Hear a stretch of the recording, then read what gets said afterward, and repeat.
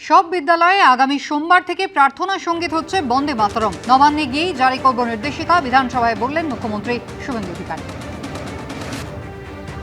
আমি নবান্নতে যাব, সব বিদ্যালয়ে বন্দে মাতরম সোমবার থেকে গিয়ে বিদ্যালয় শুরু করতে হবে, সেই নোটিশটা জারি করব। ভবানীপুরের বিধায়ক হিসাবে শপথ নিলেন শুভেন্দু অধিকারী। ছেড়ে দিচ্ছেন নন্দীগ্রাম আসন। অন্যদিকে হুমায়ুন কবির ছেড়ে দিচ্ছেন রেজিনগর আসন। বুধবার বিধানসভায় মুর্শিদাবাদ থেকে মুখ্যমন্ত্রী শুভেন্দু অধিকারীর জন্য স্পেশাল মিষ্টির ভান্ডার নিয়ে এলেন আমজনতা উন্নয়ন পার্টির বিধায়ক হুমায়ুন কবির।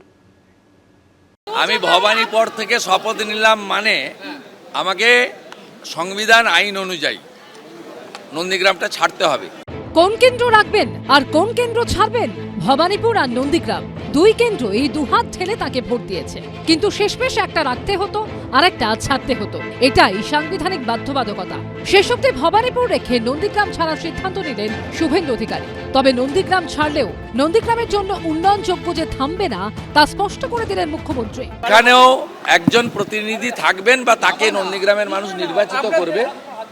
নন্দীগ্রামে বিধায়কের পরিষেবা থেকে শুরু করে আমি নির্বাচন চলাকালীন যে সমস্ত উন্নয়নের প্রতিশ্রুতি দিয়েছিলাম, আমি অন্য এলাকার উন্নয়নের সাথে সাথে নন্দীগ্রামে দেওয়া আমার কথাও আমি কার্যকর করব এবং নন্দীগ্রামের মানুষ তাদের আমি আগামী 5 বছর বুঝতে দেব না যে তাদের বিধায়ক শুভেন্দু অধিকারী নয়। নন্দীগ্রাম ও ভবানীপুর দু জায়গাতেই জয়ী হয়েছেন শুভেন্দু অধিকারী। ভবানীপুরে মমতা বন্দ্যোপাধ্যায়কে 15,105 ভোটে হারিয়েছেন শুভেন্দু অধিকারী, আর নন্দীগ্রামে 9,665।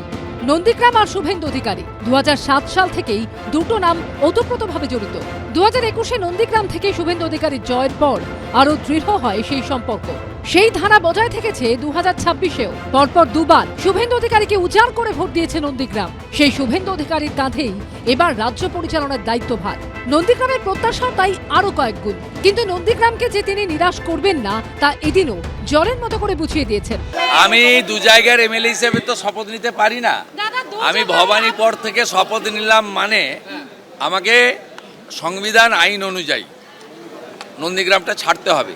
ছাড়লেও আমি নন্দীগ্রামের মানুষকে কথা দিতে পারি, 2009-এর 5ই জানুয়ারি ফিরোজা বিবি জেতানোর পর থেকে আমি এমএলএ ছিলাম না, কিন্তু আমি নন্দীগ্রামের সব দেখাশোনা করেছি।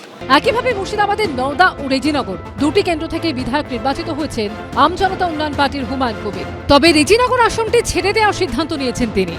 আর রেজিনগরটা আমি 2-1 দিন পরে ছাড়ব, মানে রিজাইন করব, যাতে দ্রুত বাই ইলেকশন হয়। মুখ্যমন্ত্রীর কাছে আবেদন করব, ইলেকশন কমিশনের কাছেও আবেদন করব।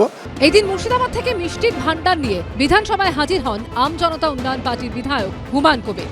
মুখ্যমন্ত্রী শুভেন্দু অধিকারীর জন্য এনেছিলেন স্পেশাল মনোহরা, আর বাকি সকলের জন্য মনোহরা আর ছানা বড়া মিলিয়ে আনেন 650 পিস মিষ্টি। তো মনোহরা 150 পিস আছে, স্পেশালি মুখ্যমন্ত্রীর হাতে কিছুটা তুলে দেব, উনি নিশ্চয়ই গ্রহণ করবেন। আর 500 পিস বিখ্যাত ছানা বড়া, যেটা মুর্শিদাবাদের অনেক ঐতিহ্যবাহী ছানা বড়া, সেটাও 500 পিস নিয়ে এসেছি। বিধানসভায় নিশ্চয়ই 500 পিস লোকের সবাই একটা করে খেলেও আমি খুব খুশি হব।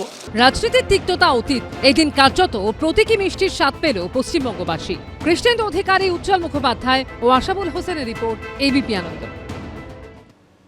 বিধানসভায় শপথ গ্রহণ করলেন মুখ্যমন্ত্রী শুভেন্দু অধিকারী।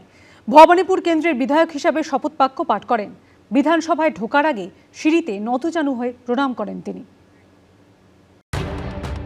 2014 পর 2026, সংসদ ভবনের পর বিধানসভা, প্রধানমন্ত্রী নরেন্দ্র মোদীর পর মুখ্যমন্ত্রী শুভেন্দু অধিকারী। 12 বছর আগে জাতীয় রাজনীতিতে যে ছবি দেখা গেছিল, বুধবার সকালে সেই ছবি ফিরল পশ্চিমবঙ্গের রাজনীতিতে।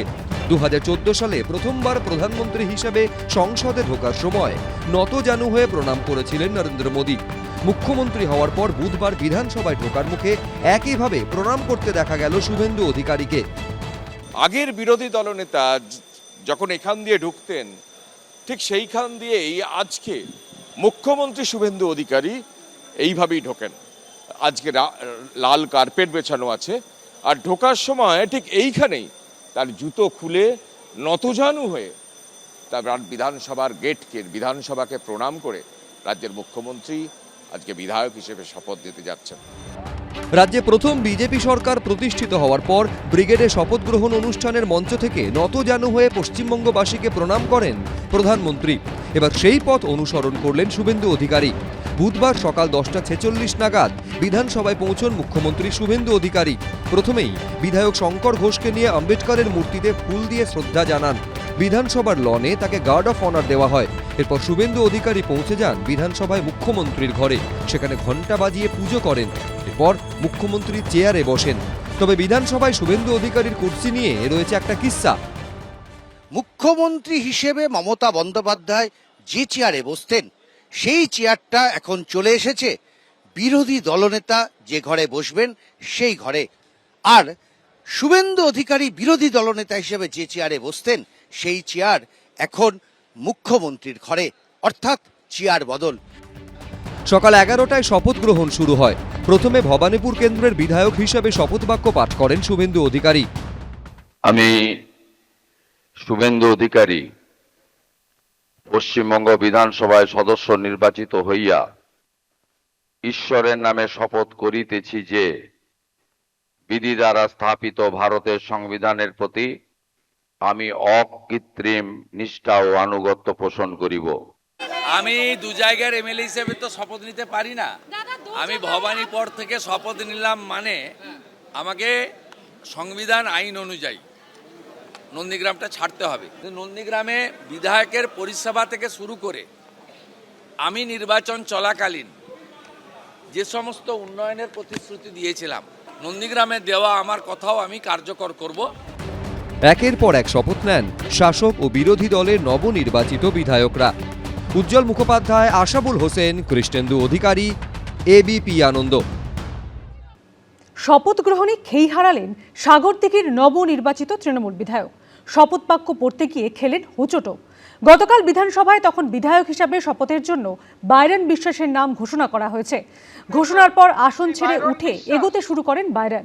শপথ পাঠের টেবিলের সামনে গিয়ে ঘুরে মুখ্যমন্ত্রী শুভেন্দু অধিকারীর আসনের দিকে এগিয়ে যান তিনি।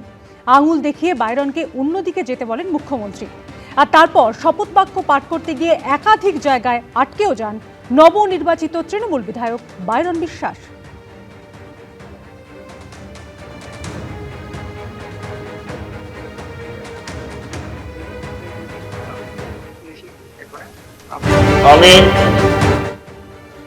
আমি বাইরন বিশ্বাস পশ্চিমবঙ্গের বিধানসভার সদস্য নির্বাচিত হইয়া ঈশ্বরের নামে শপথ করিতেছি, সত্যনিষ্ঠা সহিত প্রতিজ্ঞা করিতেছি যে বিধি দ্বারা স্থাপিত ভারতের সংবিধানের প্রতি আমি অকৃত নিষ্ঠা ও অনুগত পোষণ করিয়া আমি ভারতের সার্বভৌমিক ও অখণ্ডতা রক্ষা করিব এবং যে কর্তব্য আমি গ্রহণ করতে উদ্যত হইয়াছি তাহা নিষ্ঠাপূর্বক নির্বাহ করিব। ধন্যবাদ। এবিপি আনন্দ, এগিয়ে থাকে, এগিয়ে রাখে।